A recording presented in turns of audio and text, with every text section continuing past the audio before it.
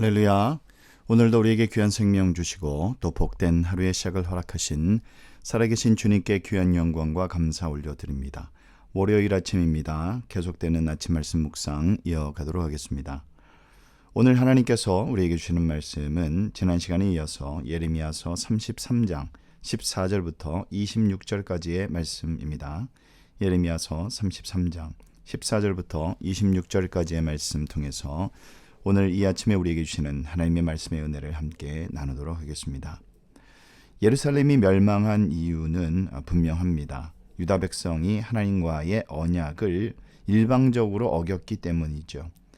언약이라는 것은 한쪽에서 어기게 되면 폐기하는 것이 마땅한 수순입니다. 당연히 그래서 결과적으로 하나님과 유다 사이의 언약은 폐기되는 것이 마땅하지만 하나님께서는 여전히 그 언약을 기억하고 지키고 나가신다라는 그 중요한 영적인 원리를 우리가 발견하게 됩니다. 오늘 본문 14절부터 18절까지의 단락을 먼저 살펴보겠습니다. 하나님께서 다윗 왕조에게 그의 왕조가 영원할 것이라는 약속을 사무엘하스 7장에 보면은 이제 그렇게 약속하신 기록이 있습니다. 그렇지만 유다의 왕조는 이 시드기야 왕이죠. 여호와의 공의라는 뜻을 가진 왕으로 이제 마지막에 끝이 나는데, 이 아이러니하게도 그에게서는 그 이름처럼 공의를 찾아볼 수는 없었습니다. 그런데 하나님은 다윗에게서 한 공의로운 자가 가지가 나게 하겠다라고 15절 말씀에 그렇게 선포를 하시죠. 한 공의로운 가지가 다윗으로부터 나겠다. 그리고 예루살렘은 여호와는 우리의 의라고 불릴 것이다 라고 16절에 말씀하십니다.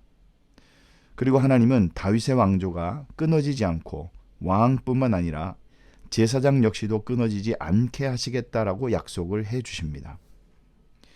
이름만 하나님의 공의일 뿐 하나님 앞에 전혀 의롭지 않았던 그 왕 시드기야는 하나님께서 제거하시고 그 자리에 직접 하나님이 공의의 왕 예수 그리스도 그분을 왕으로 세우실 것입니다.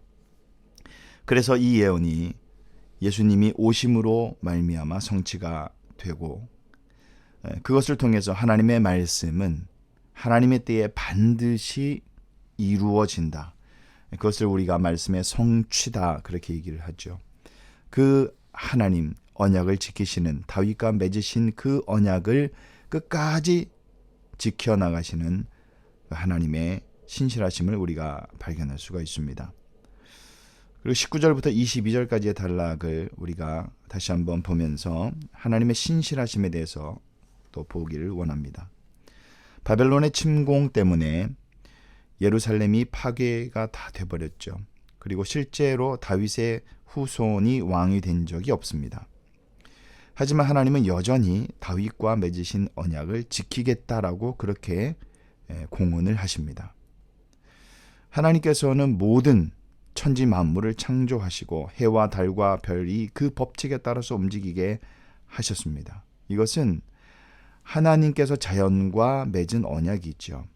아침이 되면 동쪽에서 해가 떠오르고 저녁이 되면 해가 지고 달이 떠오르는 것, 이 모든 것은 하나님의 그 신실하심 때문입니다. 이 신실하심이 무너지지 않는 이상 다윗과 맺으신 그 언약도 무너지지 않는다라는 것이 20절과 21절의 기록을 통해서 우리가 볼 수가 있습니다. 또 하나님께서는 다윗의 자손과 레위인을 번성하게 한다라는 약속을 하십니다. 여기에는 아브라함과 맺으신 언약에서 사용된 표현이 사용이 된 것을 우리가 볼 수가 있습니다. 그것이 이제 22절의 내용입니다.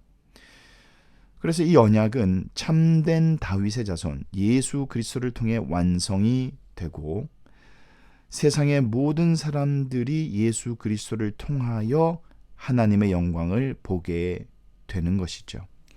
그래서 이와 같이 하나님은 다윗과 맺은 그 언약뿐만 아니라 그 이전에 훨씬 이전에 아브라함과 맺으신 그 언약에 대한 성취도 결국에는 예수 그리스도를 통하여서, 물론 시간이 오랜 시간이 걸려서 그렇게 이어진 역사가 되겠으나 그러나 하나님은 반드시 그 언약을 이루어 가시는 분이심을 우리가 믿어야 할 것입니다.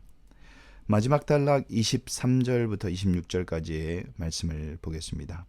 여기에서 하나님께서 나는 너희의 하나님, 너희는 나의 백성이라는 선언을 주시고 늘 그렇듯이 하나님께서 이러한 언약의 선언을 주시는 것은 확실하신 하나님의 신실하심을 드러내는 증거가 될 것입니다. 나는 너희의 하나님이 되고 너희는 나의 백성이 되라 라는 그 말씀을 주십니다.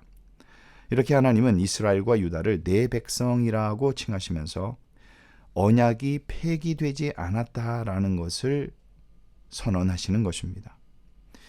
언약이 여전히 하나님께서 기억하시기 때문에 나는 너희의 하나님이 되고 너희는 나의 백성이 된다라고 말씀을 하시는 것이죠.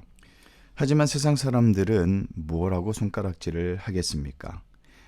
하나님이 너희의 하나님이고 너희가 하나님의 백성이면 어찌해서 북이스라엘과 그리고 남유다가 그렇게 멸망하도록 너희의 하나님은 내버려 두시느냐라고 아마 그렇게 멸시와 조롱을 할 수도 있을 것입니다. 이제 그 내용이 이제 24절에 나오죠. 너희를 버렸다라고 그들은 이스라엘을 멸시했습니다. 그렇지만 하나님은 어떻게 하십니까? 반드시 다윗의 왕조를 회복시키시고 바벨론에 포로된 자들을 돌아오게 하시겠다라고 25절, 26절에 선포를 하십니다. 누가 봐도 망해버린 이 나라이지만 하나님은 자기 백성 이스라엘을 부끄러워하지 않으시고 그들과 맺은 언약을 폐기하지도 않으셨다라는 사실이 중요합니다. 세상을 살면서 우리가 실수하고 어리석은 선택을 하고 또 우리의 상황이 극도로 어려워질 때도 있고 죽고 싶은 만큼 힘든 그러한 인생의 경험을 하는 때도 있습니다. 하지만 그럴 때마다 하나님은 결코 우리를 포기하지 않으셨다라는 사실, 그리고 지금도 지키고 계신다는 사실을 우리가 믿음으로 믿어야 할 것입니다. 우리 주님은, 신실하신 우리 주님은 결단코 우리를 버리지 아니하실 것입니다. 오늘 말씀을 정리하겠습니다. 오늘 아침에도 이렇게 해가 또 올랐다라는 것을 우리가 눈으로 직접 보고 또 경험합니다. 칠흑 같은 밤이 어젯밤에 지나갔지만 그러나 이 아침에 해가 뜬다라는 그 사실은 우리가 알고 있습니다. 이와 같이 어떤 어려움에 처해 있다 할지라도, 칠흑같이 어두운 밤이 우리를 지나간다 할지라도 하나님은 반드시 회복시킨다라는 그 사실을 우리는 믿을 수 있어야 합니다. 그래서 우리의 삶 가운데 회개할 것이 있으면 반드시 회개하고 바로 잡아야 할 것이 있으면 어떤 대가를 치르더라도 우리는 바로 잡는 것이, 그것이 지혜로운 삶이겠지요. 하나님께 자비를 구하면 하나님은 반드시 용서해 주시고 회복을 시켜 주실 것입니다. 우리 모두는 이 사실을, 이 영적인 원리를 굳게 믿고 깨달아 오직 우리의 목자 되신 주님만 의지하고 신뢰하는 그러한 저와 여러분 되시기를 예수님의 이름으로 축원합니다.